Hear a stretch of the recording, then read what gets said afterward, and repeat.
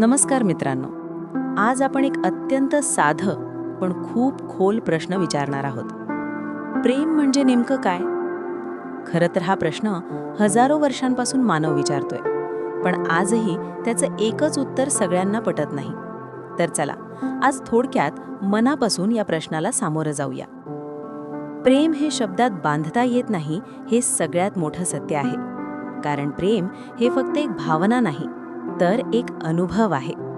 जेव्हा तुम्ही एखाद्याला पाहता आणि तुमचं हृदय वेगळ्याच लयीत धडकायला लागतं, जेव्हा त्याचं दुःख तुम्हाला स्वतःच्या दुःखापेक्षा जास्त त्रास देतं, जेव्हा तुम्ही त्याच्यासाठी स्वतःला विसरून जाता, तेव्हा तुम्ही प्रेमाच्या जवळ असता.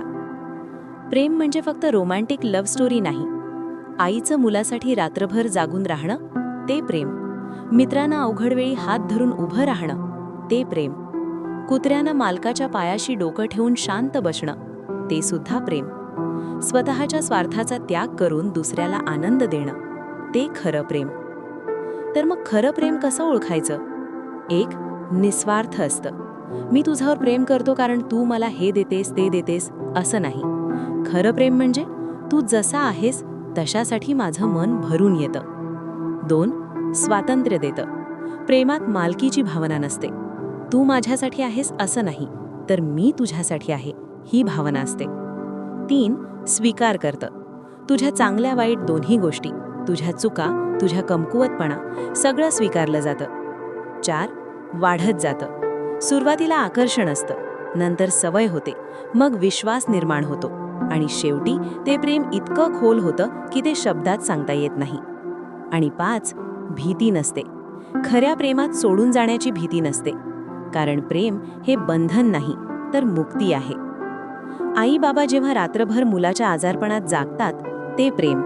एखाद्या व्यक्तीनं आपल्या स्वप्नाचा त्याग करून दुसऱ्याचं सुख पाहिलं, ते प्रेम. जेव्हा एखादी व्यक्ती तुझ्या यशात आपलं यश पाहते, ते प्रेम.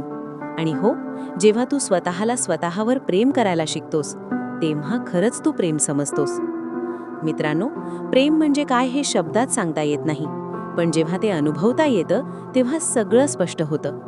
प्रेम म्हणजे सागरासारखं खोल, विस्तीर्ण, शांत आणि कधीकधी उसळणारं. तर आजपासून एक छोटी सुरुवात करा.